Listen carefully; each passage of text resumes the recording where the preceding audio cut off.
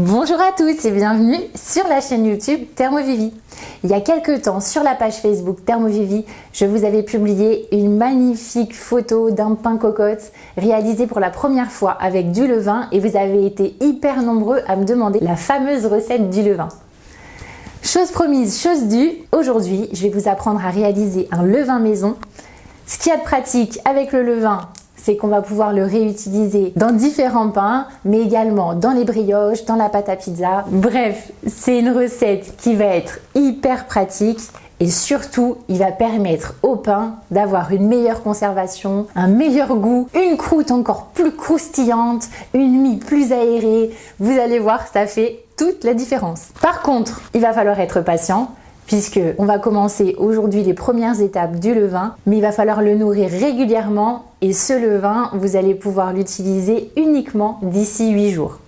L'avantage, c'est qu'une fois qu'il est fait, il suffit de le nourrir régulièrement et vous allez pouvoir l'utiliser à vie. Voilà, ça vous branche? Allez, on y va!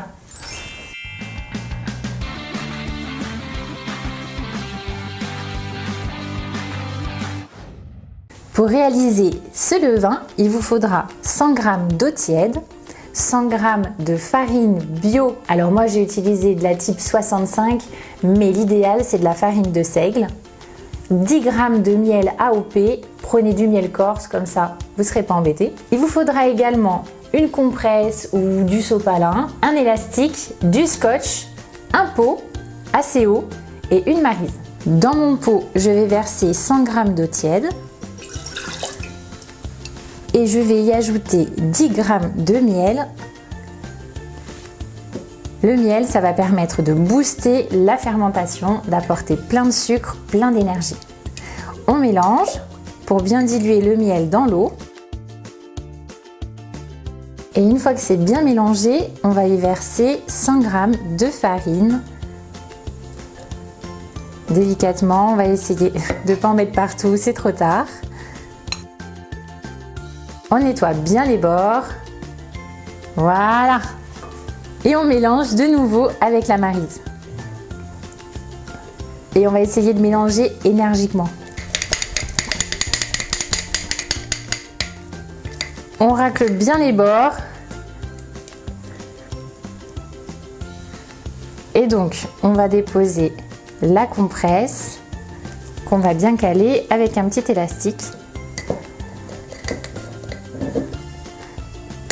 Voilà, je vais poser un petit bout de scotch pile poil au niveau, comme ça vous allez pouvoir suivre l'évolution du levain, sachant que ce pot, je vais le déposer 48 heures dans une pièce bien chauffée, ou alors l'idéal c'est de le déposer sur ma box internet. Au bout de 48 heures, hop là, mon levain n'a pas beaucoup bougé, il a un peu bullé.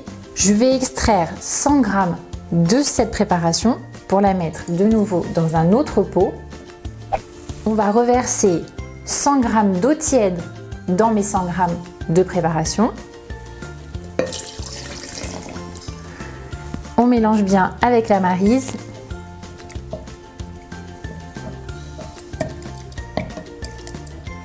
J'avoue, la texture elle est un petit peu bizarre, mais c'est pas grave.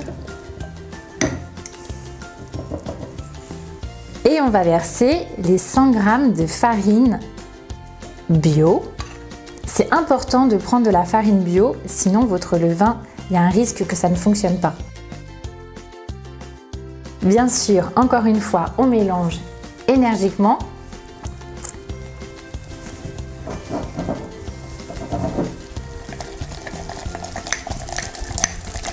C'est un petit peu plus dense que la première fois.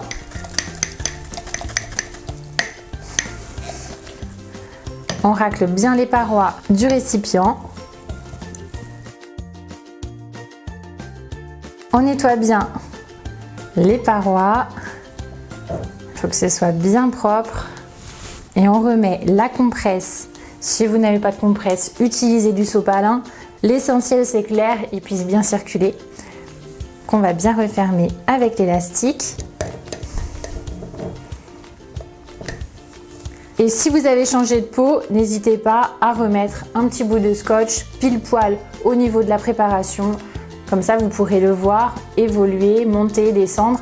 Logiquement, votre levain, il va bien pousser et ensuite il va redescendre. Aucune inquiétude, c'est tout à fait normal. Et ça, on va le laisser de nouveau 48 heures près d'une source de chaleur, encore une fois dans une pièce suffisamment chaude ou alors sur votre box internet.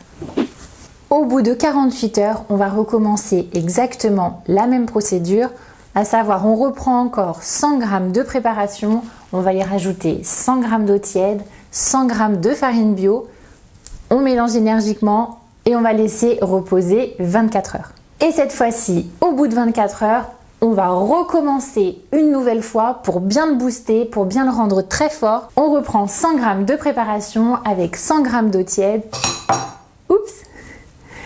Et 100 g de farine. On mélange, on le laisse pousser le temps qu'il double de volume. On voit qu'en l'espace de 2-3 heures, mon levain a plus que doublé de volume. Du coup, il est prêt à être utilisé. Et là, votre préparation, votre levain, il est prêt. Facile, c'est juste un petit peu long.